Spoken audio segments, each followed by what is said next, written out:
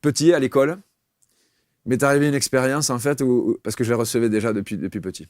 Dans la cour d'école, donc c'était un CM2 ou quelque chose comme ça, j'ai dit à ma maîtresse d'école qu'elle était malade et qu'elle allait partir. Wow. Et il s'avère qu'en fait, quelques mois après, elle est partie. Et là, vous savez, quand on est en primaire, tous les enfants sont autour de la maîtresse. Bien sûr. Nanana, et à partir de ce moment-là, tout le monde s'en est souvenu, tout le monde me regardait, quoi. Et moi, je voulais pas être différent. Hein. Donc ça, je l'ai mis dans un coffre, j'ai fermé bien le nanana, et je me suis assis dessus, j'ai dit, mais ça, c'est pas pour moi, parce que moi, je vais être comme tout le monde. Hein. C'est clair. Ouais.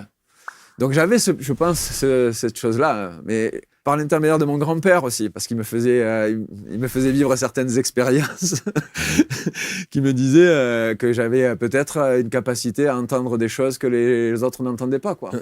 Alors à l'époque, c'était pas forcément par l'écoute, hein. C'était plus par le ressenti. Ouais.